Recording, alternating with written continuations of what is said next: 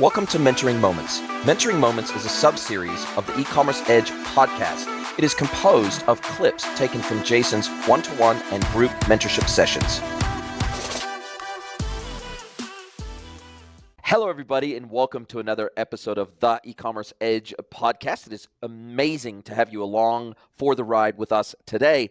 I would love to welcome my next guest who's going to act as a guest mentor on the podcast today, Chema RANCANO. Welcome to the pod. Thank you for having me. I'm excited to be here, and let's see where this takes us. I can't wait. And look, you are the Director General of Slalom Consulting Mexico. And although I've never worked with Slalom before, as I understand it, you are digital transformation experts. And so you are delivering digital transformation services and consulting to the wider community, business community within Mexico. Yep, this is correct. So not only within Mexico, but our expansion transcends our borders. We have started delivery centers in Guadalajara, in Monterrey, and in Bogota. Most probably we will be open in Medellin by the end of this year as well. So yeah, that's what we do. And, our intent is to grow a bigger and better transformational base for Latin America. Wow. We were talking off air that you've been able to work with some of the largest companies operating in this great country called Mexico. You worked with VW and Audi as part of their digital transformation and merging production lines and a few other things. And what many people may not know is that these production lines here in Puebla, which is actually where I live, Puebla City, these VW and Audi production lines are the largest VW production lines outside of Germany. So we're not talking, these are not a small operation here. These are very large operations. Yeah, these are actually, they're very important economic drivers for the state itself. They are that big, and they have been there for a long time. So Volkswagen and Audi have a long-standing history of being powerful economic contributors, and they do hire a ton of people in the state. So, they're always a friend when it comes to, making things happen in that region. And yeah, as you can see, I'm old enough to have done a ton of stuff, throughout Mexico. And, I'd love to share some of my stories if that takes us there. Love it. And you currently are based in Zapopan, which is it's its own city technically, but I think of it almost like a suburb of Guadalajara. It's right on the edge of Guadalajara. I stayed in Zapopan in 2023. I actually stayed there for a month as part of my travels throughout the great country of Mexico. And then I went from Zapopan to Ajic in the Lake Chapala area, which is about an hour and a half outside of Guadalajara. And I absolutely loved Jalisco, the state of Jalisco. Beautiful state. We actually drove from Guanajuato state into Jalisco and drove through hours and hours of blue agave fields, which were just stunning. It was one of the most incredible desert scapes I've ever seen in my life. It is absolutely beautiful. You just got, as far as the eye can see, you can see blue agave. As part of the country of Mexico has approved, only blue agave grown in Guanajuato and in Jalisco can be used to make official tequila that can be called tequila. And I learned about the history of the plant, and I got to view. I went to the city of Tequila, the town of Tequila, and actually took a tequileria tour while I was there, Tres Mujeres. And I tell you, the history and the links to Mexico's history are so closely aligned with tequila. It's something that you have to experience firsthand to really feel the connection between tequila and Mexico. Yeah, tequila is a big part of our state, obviously. And a fun story, a while ago, we were doing the evaluation for the possible divestiture of a tequila distilling company. And the process was quite interesting because blue agave and the value of blue agave itself has a lot to do with the overarching enterprise value of the company in terms of acquisition. So one of the things that we had to do was we had to go to the fields with experts to assess whether the agave was ripe or wasn't ripe. It typically takes from 7 to 8 years for the agave plant to be ripe for tequila usage. And most of the value from the company itself was coming from the agave fields. And at that stage, it was quite scarce in the region, but it has grown significantly since. And now Jalisco and surrounding areas have a stable production for agave to keep us going for a while. And it's interesting that you mentioned that specifically because I was at a party at a friend's house in Guadalajara, and one of the guests was working in the tequila industry and had been working in the industry for 25 years. And he said, Jason, he goes, this whole reposado, this whole aged tequila thing, he goes, we did this for white people like you. He said, because the aging of tequila does not happen in the barrel or the bottle, although it can. It happens in the ground. He said, unlike grapes for wine, for example, those get harvested every single season. He said, our tequila ages the pineapple, the base of the plant. It takes 7 years to mature, 7 to 8 years, like you said, to mature. And he said, that's where the aging is done. It's not done in the bottle or the barrel.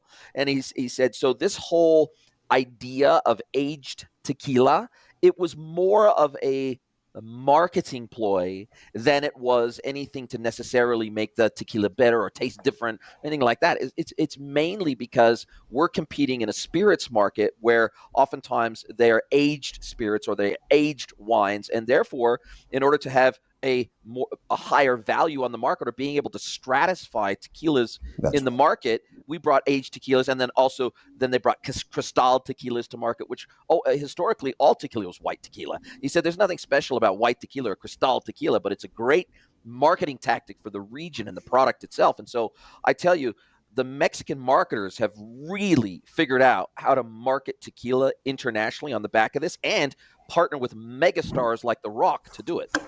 That's again, you're spot on. The intent of creating these variations on taste was originally built in order to create a more diverse portfolio so that you could stratify pricing and have different outlays into commerce.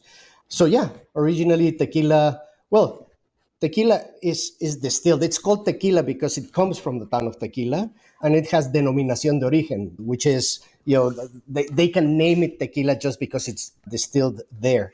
But it used to be crystalline, it used to be white, and it used to be drunk right after the distillation process. Inmediatamente. That is correct. But it's a super interesting industry, and it drives a ton of the not only industrial economic benefits for the state, but also there's a ton of tourism that has grown in Jalisco surrounding the Vallarta to Guadalajara corridor, where tequila sits right in the middle. It's becoming truly a powerhouse within Jalisco for economic development. Yeah. And it's amazing to see. I tell you, when I went out to the town of Tequila, I ate at the Cuervo restaurant there, and it is a town that is completely. It's phenomenal, actually. You've got the tour buses going around that are in the shape of tequila bottles and barrels, and it is a tourism machine, is what I would say. It's unbelievable how well it has been designed to cater for these tourists that want to get the authentic tequila experience. And every distillery has its own tours, and they have their own models. Some of them you can actually stay there overnight. They've actually got accommodation. It's the way that they have done it. It's clear that this was not set up overnight. It's clear that this has been developed over a long period of time, but it is clear that this is designed to be a major economic driver for the region. Let me give you a vignette on that. The intent and the design behind the whole tequila experience, I think it's best described when you understand who drives the tequila train, who is in charge of the tequila train. The tequila train is managed and operated by the Guadalajara Chamber of Commerce. Wow. So, it is that intentional of an operation in order to, get that part of the state going. And I tell you, it's not just for foreign tourists. It is that whole area, especially around Cuervo there, that historic district is so scenic, and it is so beautiful with bougainvillea. There's so many. We saw a series of quinceañera photographs. They had professional photographers there because it is so historic and so beautiful. There were multiple quinceañeras being held there with photographers taking photos of the girls that were going through their quinceañera. And it's clear that it was not like you looked at across the landscape there and it was just a bunch of white people, tourists coming from America or Canada. This is clearly a hub of tourism for all of Mexico. And I saw many Mexicanos there when I was there as well. Done a very good job of marketing that both within and without Mexico. Well, you've lived in Mexico for a while, and you've got to know the Mexican population. Heritage is something that is deep and strong within us Mexicans, and tequila is definitely a place where you can feel that heritage. There's many places like tequila, San Miguel de Allende, or Puebla, downtown Yes. Puebla, for example, Yes. are places where Mexicans, we truly like to go there because we feel we're part of it and it's part of our heritage, and we're very proud of it. Yeah, and tequila is part of Jalisco heritage, and we are very proud of it as well. And I even saw that in Guanajuato again. Liga de Granaditas, yes. It was incredible. The Zocalo in Guanajuato, there were not that many foreign tourists there. They were mostly Mexican tourists. And there are many incredible tours there that take you in the underground tunnels, show you the history. It is, you've hit the nail on the head. I think there is this, because what I learned, okay, and what I was surprised about when I drove around the whole of Mexico, or a big chunk of it anyway, was that there were, for example, there were fewer homeless people than homeless dogs, for example, in Mexico. And many people, I don't think, you wouldn't know that unless you traveled extensively throughout the country. You don't have a massive homeless problem in Mexico. And I think in my learnings about the culture here, I would say it's due to several reasons. One is the hierarchy of priorities in Mexico, because it's 82% Roman Catholic. There's a unifying force, regardless of whether you believe in God or not, regardless of whether you're a Catholic or not. There is a unifying force because of the cultural and religious beliefs in this country and the history in this country. There's a unifying force that binds people together in a way that you don't often see in other countries. That's the first thing. Second of all, the hierarchy of priorities in this country: God, family, right, community, in that order. That is like the hierarchy of priority in this country. And therefore, if a family member was on the street, unlike maybe America or even New Zealand, those people aren't going to just get left on the street. If they lose their job and they can't afford a house or something like that, a family member 9 times out of 10 is going to take them in. Correct. Even if they barely have room for them, they will look after them. So because there is not necessarily the government safety net that we like to think exists in America or Australia or New Zealand or Canada, for example, there is a social and religious safety net that comes into play there instead of a quote-unquote social or government safety net, because there's no expectation the government's going to come and rescue you or take care of you or look after you. It is family that's going to look after you. It is the church that is going to look after you. It is community that is going to look after you. And there is an expectation that you contribute back to that as well.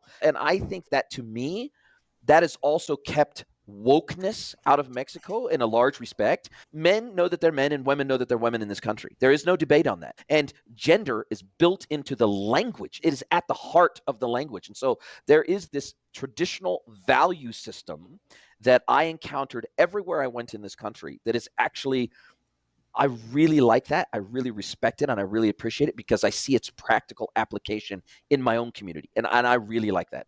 Familia is definitely a driving factor in Mexico, and it's a driving factor for businesses in Mexico.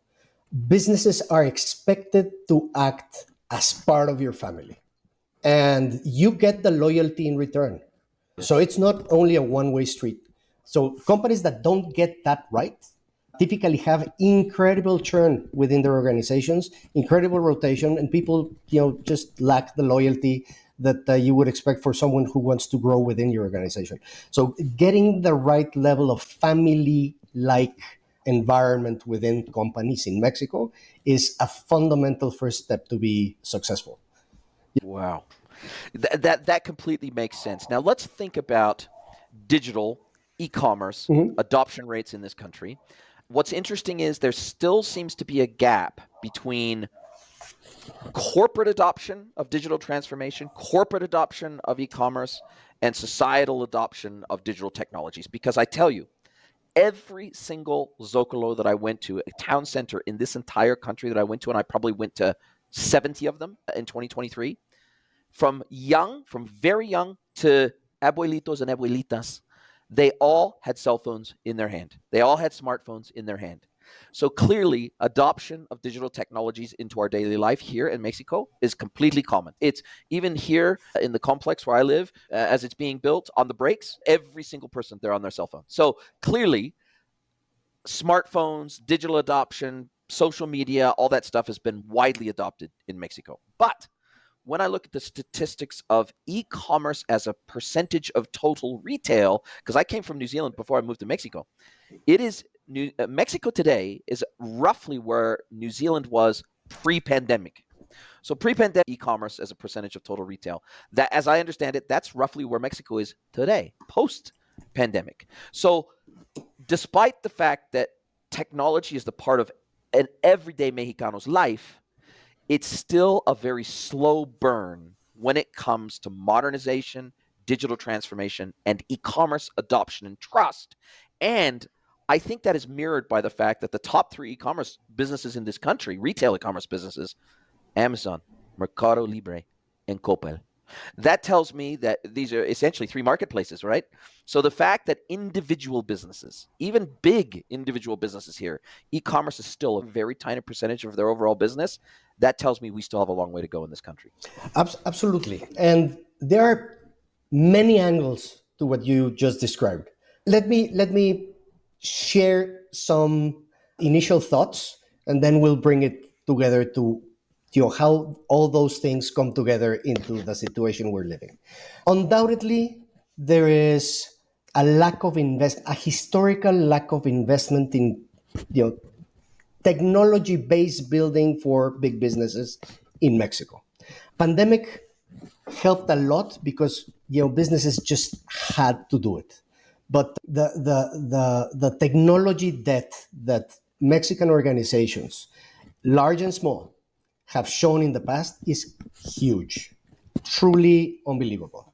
Also, they have grown in general terms very in in a federated way, so independent, and in many cases absorbing different types of companies. The biggest companies in Mexico tend to be conglomerates, for example, and they're not single industry conglomerates. They're multi-industry conglomerates. So that makes their tech stacks even more fragmented and more dissimilar.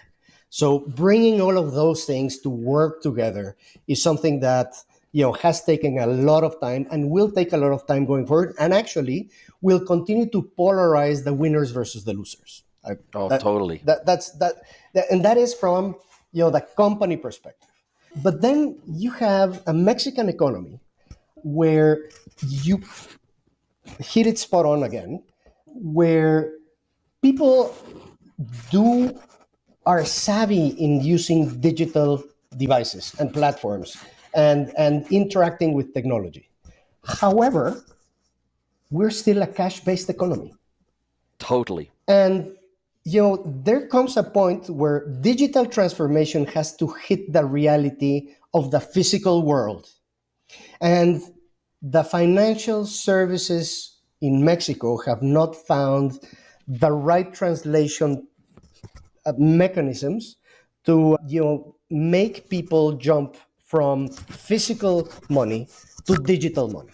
And that has a lot to do with sources of money, Yes. taxation, Yes. and then Distrust of banks as well, the and distrust of robustness government as well. of the platforms and distrust. And so, but people do trust Mercado Libre and they do trust Coppel Amazon. or Amazon, but they only part with their money in a physical, factual, in the place where they are doing the acquisition or the transaction method. So that's what it brings.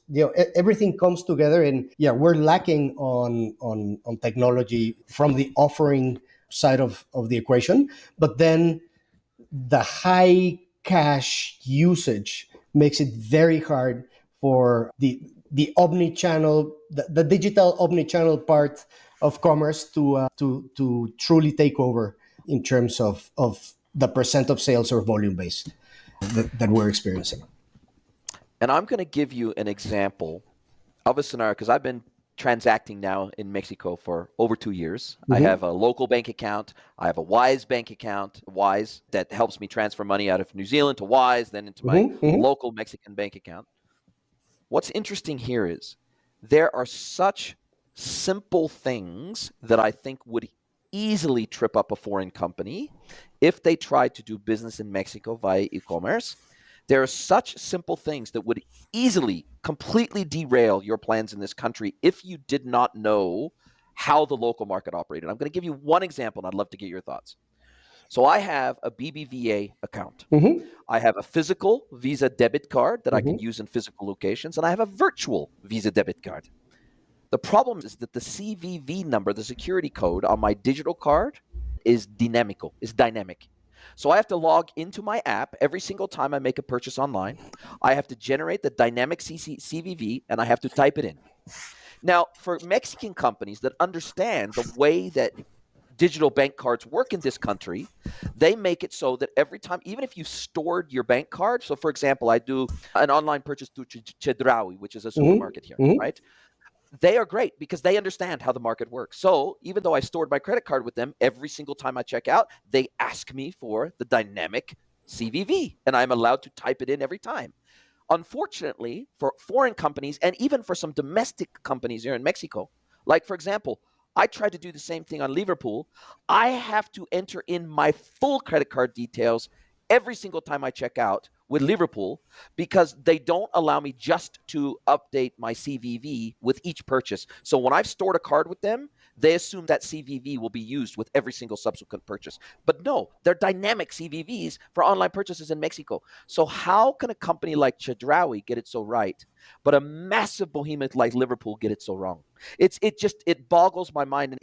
And there's many instances I can refer to this, where the unique market, because the government has such strict regulations around know your customer and AML, anti-money laundering, and everything else in this country, because those regulations are so strict and so tight. And I even had to provide chain of custody evidence. When I bought our house here, when I got permission by the government to buy the house here, because as an extranjero, as a foreigner, I have to get permission for the government to buy a house here, I had to show chain of custody and demonstrate that to the notario where my money came from, and that every bank account it came from had my name on it, all the way from New Zealand all the way to Mexico. So the rules here are very strict about movements of money, which is why cash is still so prevalent here.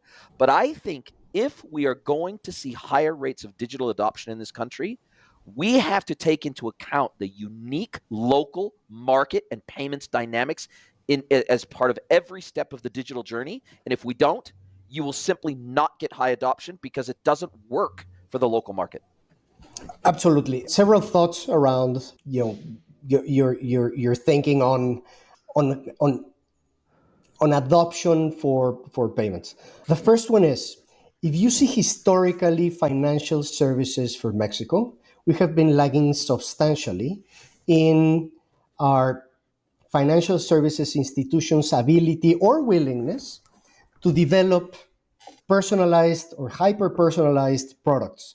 And that has to do a lot with the type of risk profile that financial services companies have had historically in Mexico. And that is why we're seeing an emergence of the digital banking startups such as Like Nubank, Nubank, for example. exactly, or Compartamos, and so on and so forth, that they are entering the market with a totally different risk profile. We'll see if they can make that happen going forward.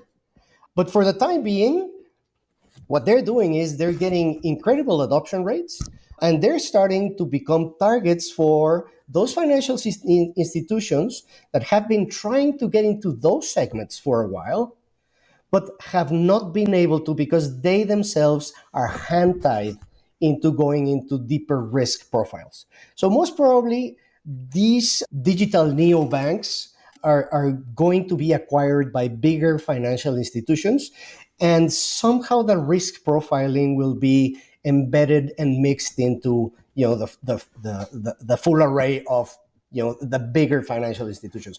But the problem today is, even if you have a fabulous payment platform, the type of financial services that you can accompany that platform with are not up to par. And on top of that, you have larger companies that have a risk profile that limit even more the fluency with which they can do payments in their own platforms.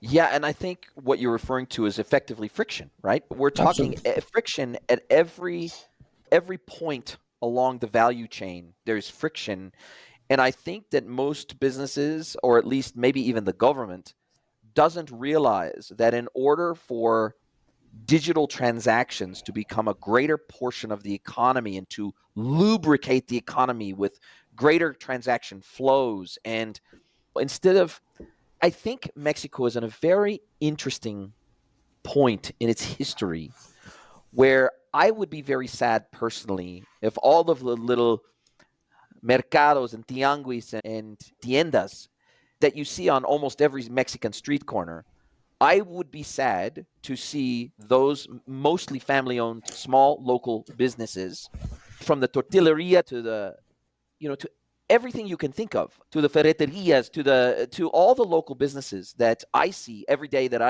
For example, I wanted to go and buy some tile for our new house for some splashbacks, and there was a local tile shop down the road. It's 10 minutes from my house, right? It's privately owned. It's a family-owned business. I would be very sad. Let's put it this way. There's 50 of those in Puebla, and there's only 2 Home Depots, for example. Now, I would be sad if I only could go to Home Depot to get tile, or only go to a big box store to get tile, for example. But there almost has to be, because I think that the big box stores and the digital native companies and the ones that are doing very well in America and Canada and other countries, they have displaced many mom and pop stores. They have put a lot of local businesses out of business, and those people end up going and having to work for the big box stores because it's the only employer in town. But do you think that there is a reasonable middle ground where we have still a thriving local economy that supports small businesses, but we help those small businesses become digitalized, and we help them compete on a more level playing field with the big players, so that all the business doesn't go to just the big boys and girls? The Mexican socioeconomic environment, which is incredibly polarized, there's very little middle class in Mexico. Actually, I don't know, in your ramblings through Mexico, I don't know if you've seen many places or many cities that have sort of the right infrastructure to adopt middle class anywhere. And the answer to me, at least, is no. Typically, It's very rare. it's very rare. People typically live, in very expensive places or in very cheap places, but there is no middle ground yet. So, given that polarization, what drives, the part of the economy that is substantially cash based has a lot to do with remittances and with cash of different origins. Yes. And that is why, the SAT for Mexico and is so keen on making sure that money laundering is well under control, because you want to understand where the sources of cash are coming in from. So as long as we have a cash-based economy, in that lower end of the spectrum, you will always have cash transactionality, and the moms and pops will continue to live, to subsist. They're not going to thrive, but they're going to subsist. Now, the way I see Mexico moving into the future, and nearshoring and the shift from the US into looking again into Mexico as part of, a backbone for support, and Mexico being more savvy this time around than when we did this, in Before. exactly in 1994 and so on. And then China stole Mexico's place in the world, basically. Exactly. The conversations that I've been having with the secretaries of economic development for different states, such as Jalisco and Nuevo León and so on, is they're thinking about the type of investments, of foreign direct investment, that they want to have embedded into Mexico, which typically carries a lot more intrinsic value than the original, wave. So that It's very different to when NAFTA, for example, was originally signed. The Mexican leadership is much more savvy about making sure that we have durable, long-term relationships with our North American cousins. So original NAFTA would attract jobs, any type of job. Today, the type of incentives that are being set up are for a specific type of value creating job that will not only sustain a family, but will also be able to generate enough value around and economic multiplicators around the job positions so as to have decent infrastructure in terms of schooling, healthcare, public transportation, and so on and so forth. So accommodation. exactly. So I do believe that middle class is going to have a significant boost in the next 10 years. And then, those little or those SMEs, those moms and pops will have to definitely get into the bandwagon of, e-commerce. Otherwise, they won't have the ability to compete in an outlet where, financial services will be a lot more adopted than they are today, because the cash economy should continue to become lesser and lesser as the middle class becomes more banked. Bancarization in Mexico is very low. That was a crazy statistic. I can't remember what the percentage was, but when I read it, I just about fell out of my chair. Do you think that we, as a nation here in Mexico, can learn some lessons, some recent lessons from both China and India? So in China, as we know, they had a very similar situation not that long ago to Mexico, where a huge percentage of the culture was completely unbanked. They were rural, they were farmers, they were agrarian society outside of the major cities, and they were largely an unbanked, cash-based society. The government said, okay, this is never going to work. We have to, first of all, we have to attract these people to the cities. We have to urbanize. We have to make a more of a level playing field. We have to bring these people on a digital journey. We have to be able to, in their case, it was primarily with the goal of control as opposed to creating a middle class, but the outcomes were very similar. And so we got the rise of things like digital payments via digital wallets like WeChat, where now Peer-to-peer. WeChat, even the farmers out in the middle of nowhere with a street side stand will take a WeChat payment via a cell phone, right? To get paid for a basket of beans or whatever it is. Then we have the second example of a mass digitalization of an agrarian society in India, where they went from having no computers at home. They virtually completely skipped the desktop and laptop computer era and jumped straight to a mobile era where they had these hard landlines that were unreliable, untrustworthy, very expensive, all that sort of thing. And then they jumped straight to a digital future where almost everybody in the country has one of these. Mm-hmm. And the government took the lead on building out and defining the national payments infrastructure within the country that every single person could adopt and have a digital wallet that was backed and managed by the government. Now, again, there are probably some elements of control behind that they want to be able to monitor things and they want to be able to make sure everybody's paying their taxes. And by setting this up, of course, it catches all the people that would normally pay cash. It catches them in the tax net, which is great for the public coffers and that. But it also it creates an environment where it's easier for an agrarian society to transition into a middle-class society that has all of the options and opportunities open to it that the upper echelons of society do. So I think we have a little bit of I don't want to call it a template, but we have examples of countries that have gone from a largely agrarian society and largely, with no middle class to all of a sudden a robust middle class with robust tooling to support the growth of that middle class.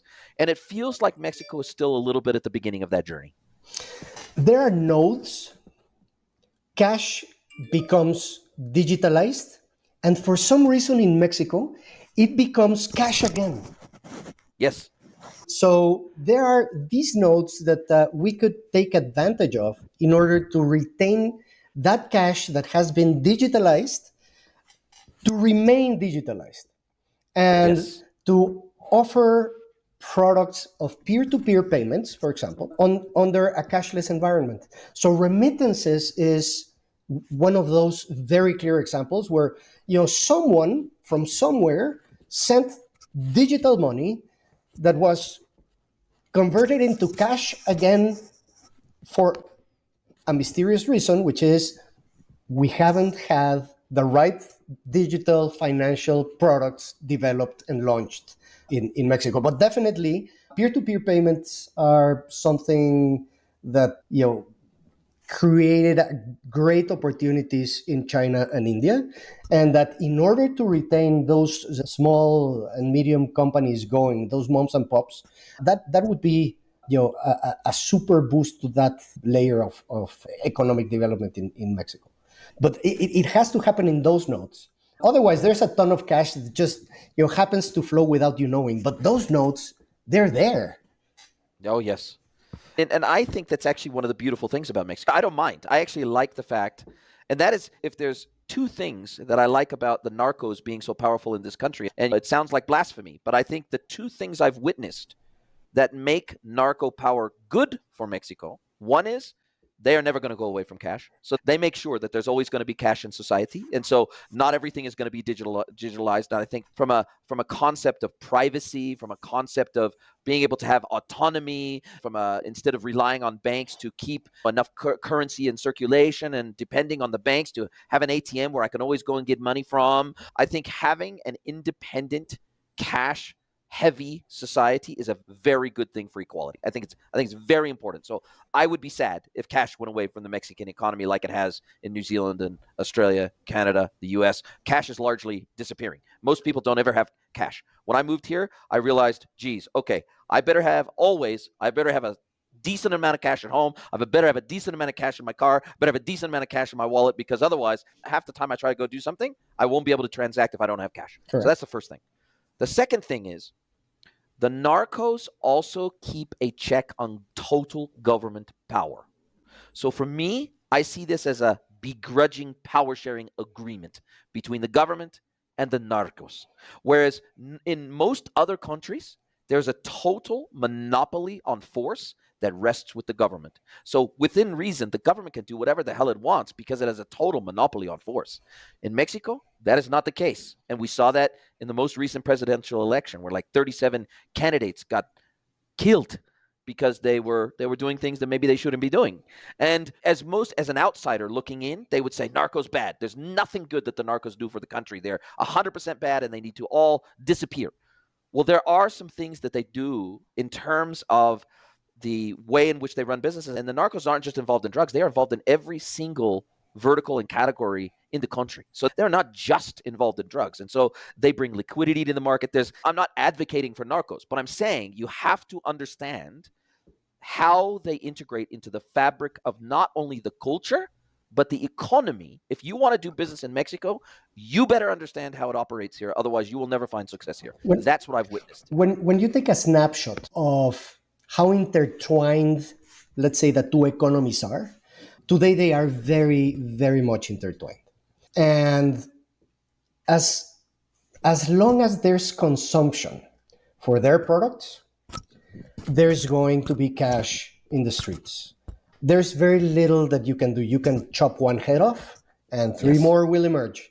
The only thing that can starve the beast is lack of consumption. And I don't see that happening in the short term. Let me put it that way.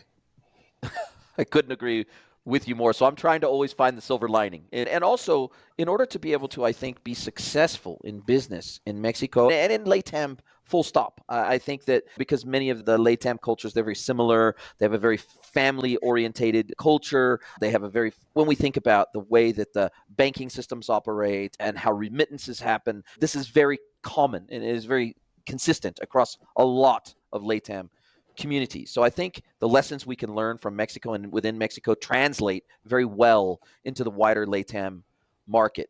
What do you think the government could do? Because I've spoken to a number of digital specialists in Mexico over the last couple of years, and they say that they believe that the B2B e-commerce market will grow faster and easier than the retail e-commerce market because of all the regulations around know your customer and chain of custody of money and the older payments infrastructure, etc. They believe that the rate of growth within digitalization of business to business transactions, that will increase much, much faster than the digitalization of retail transactions for all the reasons we just discussed. And it's interesting because you said right at the beginning of our conversation that some of the biggest companies in Mexico, some of the biggest conglomerates in Mexico, haven't really digitalized. They have a lot of technical debt. And I witnessed that. I was consulting to one of the largest paint manufacturers in all of Mexico. They're in like the top 3 paint manufacturers in this country. They did not offer, until their customers forced them to, they are just in the process of implementing B2B e-commerce or digital commerce for the very first time. They're like a 150-year-old company in Mexico, and they're one of the biggest in the country. And they have never offered digital channels to their B2B buyers, so their retail buyers that have a retail store selling paint, and also to the trade, for example, that are buying paint in bulk from them for painting of houses and buildings and everything else. The fact that they are just now, for the very first time, thinking about offering EDI, electronic data interchange, punch out, e-procurement, self-service e-commerce. They've never done these things before, and they've always had sales reps that have come back to the office and entered orders directly into an ERP system. That blew my mind, because this is not a new company. This is not a startup. This is a company that's been operating and has a virtual monopoly, but their customers were coming to them and saying, we are extremely inefficient when we buy from you because we can't buy from you digitally.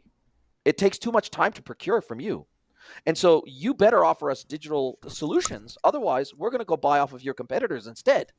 And so sometimes it feels like until they have a commercial gun to their head, they're really resistant to invest in digital.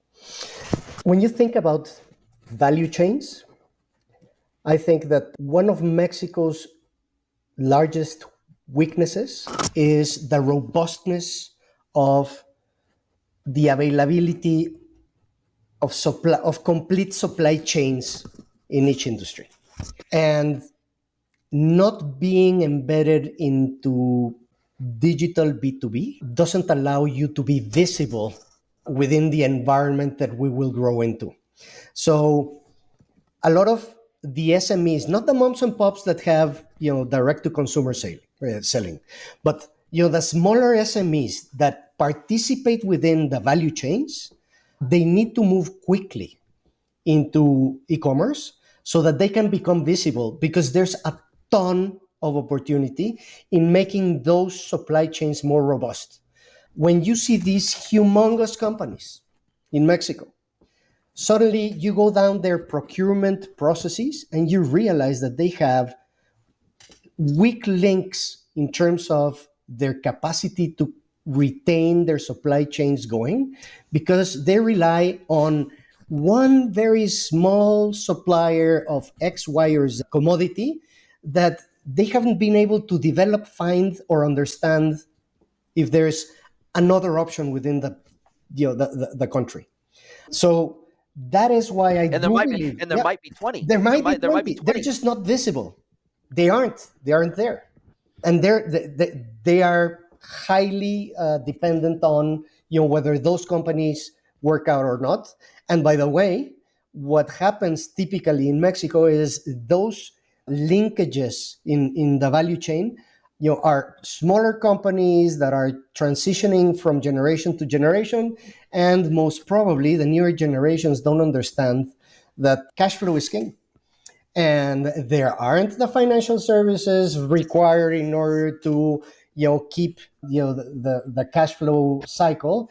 Bigger companies start asking for larger days payable or a bigger amount of days payable, and they're not able to have the same purchasing power with their own suppliers, so they have to finance most of the operation, and they end up going bankrupt. So having those weaknesses within the value chains in Mexico is one of the things that economic development agencies should be looking into, because it's easy to identify. If you map out the value chains, you can see where the weaknesses are. They should incentivize where those weaknesses lie, that there is additional support for companies whether to grow within those segments or to invest to go into those segments. And do you think that that there's a place in Mexico for maybe either vertical specific or wholesale marketplaces, digital marketplaces, where that for those smaller B2B businesses that are manufacturers, wholesalers, distributors who haven't digitalized, and maybe they don't even have a website, maybe they've only just got a one-page website that says, this is what we do, contact us for more information. Do you think that B2B specific marketplaces can help bridge that gap and bring buyers and sellers together along the entire B2B value chain in ways that would be difficult to do as individuals? Well, I'll tell you a story. I've been participating with the Guadalajara Chamber of Commerce for a while, and part of what we realized was our affiliates were not digital enough to even know themselves one with the other. They are part of the same chamber, and they don't understand that they exist. So Wow. there are opportunities down to the bare bones of visibility, and chambers of commerce, industrial groupings, they can play a huge role, not even for enabling the transactions, but to Just enabling, connecting them. yeah, Just the just just connection. just making an introduction. Exactly right.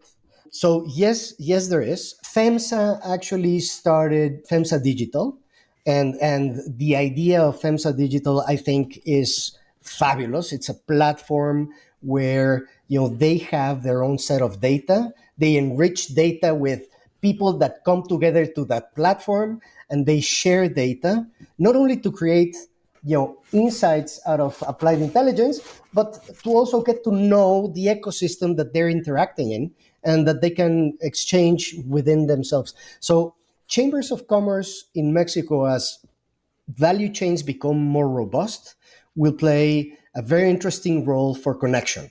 Now, is there an opportunity to create these platforms such as Digital FEMSA is pursuing? Absolutely. Absolutely. And there's a ton of value there. Wow, exciting. And for you guys at Slalom, how do you, is it usually businesses that recognize they need to digitalize but don't know where to start, and they come to you and they say, hey, look, we know we got to do this, as you say, maybe it's a third generation, fourth generation family business. You've got a digital native, a grandson or granddaughter of the founders who are now coming in, and they're trying to take over running of the company and expanding the company, growing the company, but they're a digital native themselves, and they're going, we do things the same way we have done them for the last 50 years or 75 years. We have to change, but I don't quite know how to roadmap us out of where we were to where we need to be. Is that a big portion of what you guys do? You come in and help them develop a roadmap of getting out of legacy, because what I find in my consulting is we have to roadmap them out of legacy thinking before we can move them out of legacy technology. So it's mostly mindset first. It's mostly coaching first. It's mostly helping them build a business case first before we ever start thinking about the tech, the implementation, the system integration, etc. It's a whole, and it's even to the point where I am oftentimes called in to help sales teams, especially because I focus mainly on B2B, to help make sure that they do not feel threatened by digital technology, that we make it clear we're trying to augment them and help them, not replace them. Fear is an important factor within Mexican culture. And fear of being wrong is high up there in our biggest sins. So whenever I see a company that is transitioning in terms of generation or top team, it is the right moment to go in and start talking about them, because there won't be legacy errors. No one will feel No that one's going they to be did embarrassed. something wrong, that they miss or spent badly the budget for the past 15 years. It's time for change. So absolutely, what we do is we think about our clients. as if the business was our own. And we come to them and say, look, I'm sure that you have tried this 1,000 times before, but there were so many strings attached to the way that you were thinking about transformation that, most You were almost naturally, set up to fail. you were not spending your dollars where you should be spending them. So the beauty of the agile evolution is that these guys get to see small results early on, but you also get to explain to them how those early results stack on top each other to get the basics of technology right, to then build upon a really big transformation. So yes, that is exactly what we do. What we do is we pair with our clients. One of our values is customer obsession, and what we do is we want them to be successful, and the end result is that they hire us, which is great. And what we do is we make them do better business. We make them grow, and we help them be more effective. And typically, it comes from great trust, and great trust comes from client intimacy. So you have to come to them openly to talk about their business as if it was your own. The minute that you fall into an RFP, typically we don't like to do that type of work very much, because it means I that refuse. someone. Sorry to interrupt. No, go ahead. Good point you make. I don't do them. So if my customers come to me and they say, I want you to help me run an RFP process for an ERP implementation or whatever, I say, I don't do that. I can recommend somebody that can help you do that, because I don't believe in most instances that an RFP is going to get you the best project or business result anyway. And typically an RFP is the result of someone within the company who has already thought of a solution.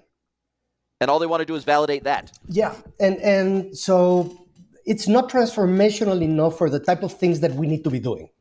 So we need Correct. to be on the forefront of new thinking. So yeah, that's the lay of the land for us, is a space where we can have client intimacy, that these people believe that we're there to help, that we are truly interested in improving together with them, and in thinking about things differently going forward. And that becomes a very short and very small sliver of the market very quickly. Yes. But hey, I love it. But that's where we lay, and that's what we love, and that's what we do. I heard a saying in English, I don't know if we have an equivalent in Spanish, the riches are in the niches.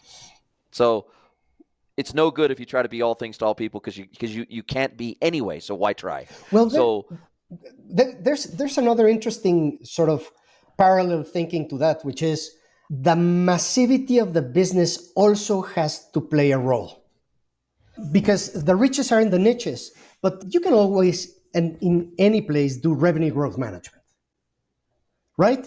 But if you get a 0.5% incremental margins in a mom and pop, nobody cares. Nothing. So it has to be relevant. And in order to be relevant, you have to have the massivity of the business, pushing behind the actual value of the transformation itself. And that is why it will continue to polarize, because the smaller companies will not find equivalent value or arguments for change, because the ROI just is not the same. The bulk of the money that they will get will not justify the pain of the transformation. Yeah, not even just the cost, but the actual pain. The pain of it, the disruption to the business. Correct. Wow, this has been an absolutely fascinating conversation. You clearly know your business. You clearly know the market. You clearly know Mexico like the back of your hand. And this has just been such a great learning experience for me. I really appreciate your time. What's on the radar for Slalom moving forward? Are there any services you don't yet offer to the market that you see, hey, we think there's this gap coming to the market that we've identified, that we think we need to expand our offering to be able to meet the market where it is? So we talked about family briefly, and it's interesting. a ton of, so the way we serve clients is in their most difficult products, digital products, typically. And one of the main reasons for us to expand into other regions, not only Latin America, is to find the equivalent talent with which we have served our clients, in the past, because talent is not that available anymore in North America. And Mexico is living, I think, a second horizon of talent development where there was this initial horizon where companies invested heavily and people started to become technology savvy in Mexico, but they were always focusing on the low cost spectrum. We're not focusing on the low cost spectrum. We want to harvest the right talent to serve the global clients with equivalent talent as if it was sitting anywhere else in the world. And that's where our all shore concept comes from. It's we will bring you the best from all of our shores. It's not a matter of near shore, offshore, onshore. We'll bring you the right talent, from anywhere in the world. And the talent is equivalent in Guadalajara as it is in Seattle, as it is in New York. That's what we're striving for. And yeah, the only way to pay for that talent is to be serving on the bleeding edge of development, digital product development. And I think UNAM and BUAP and the university infrastructure inside Mexico has a big role to play in that too, because unless the university infrastructure recognizes that this is a massive opportunity for them as an educational institution, but also for career prospects, growth prospects, middle-class growth prospects, unless they recognize that they are not just developing a workforce for Mexico, but they are developing an international workforce based in Mexico. I think as long as they understand that, then we'll be on a pretty good path. You know what's interesting? I saw some figures recently about the number of system engineers that we have in Mexico.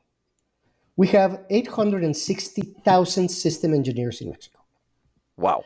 23% of those are in Guadalajara, 20% of those are in Monterrey. Wow. The talent pool is huge. What universities are doing in creating and building talent to fill the pipeline so that growth continues to push from below. And if we as Mexico can partner with our software friends, the Salesforces, the Google. Microsofts, the AWSs of this world, and we push together to have the right talent, then we will have an export capacity of talent for the world that will make a change in the landscape of who does the what in our business.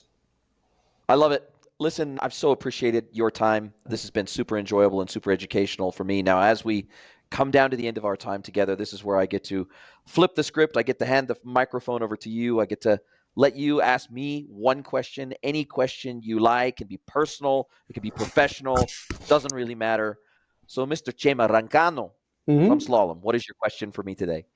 So my question for you today is, what type of change or message are you trying to embed in your viewers? Look, especially now, because for the last 4 years, I've really deeply specialized in B2B e-commerce. I've been in e-commerce for 24 years. This is actually my 25th year in e-commerce.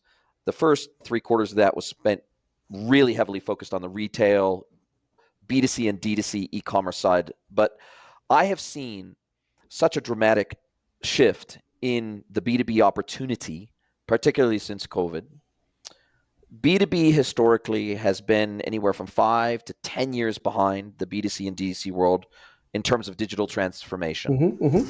And I would like, my professional goal for the next 5 years is to make it just as unthinkable for B2Bs to not do e-commerce as it would be unthinkable for a new retail brand to start up and not offer an e-commerce website. That's my goal. My content more broadly is all about sending the ladder back down again. This industry has been amazingly good to me. I want to give back. I want to give people like you a forum and a platform where we can get your message out to the world. I believe a rising tide floats all boats. And so if we can put content out that helps us all get better at our craft, I believe it doesn't make the pieces of the pie smaller. I believe it actually enlarges the pie. And that's my goal, is to educate, is to share what I know, to expose new thinking to the industry, and to help all of us get better and to create a more robust industry for everyone. That's my goal. I'd love to add something for you to think about. Please. We should demystify technology. Totally. It's up to us to go to people and let them know exactly what it is that they can and cannot do.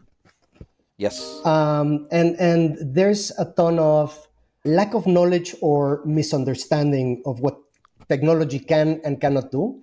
And it's up to people like us to, make sure that people know what they're getting into and what to expect.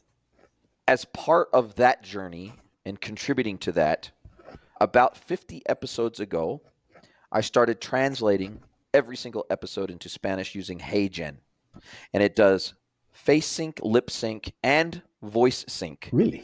Into the language. So it literally, when I do this, so I now have an English language channel for the podcast, and I have completely Spanish language channels for the podcast, both audio and video. So I have a Spanish playlist on YouTube, I have a Spanish playlist on Rumble, and then all the audio channels have their own dedicated Spanish language channel. So my goal is to try to make this content and this education and this demystification as broadly accessible as possible. And that's one of my first steps in helping us get there, hopefully. That's fabulous. Thank you. If you'd like to get mentored by Jason for free, head over to greenwoodconsulting.net, scroll to the bottom of the page, and click Get Mentored by Jason.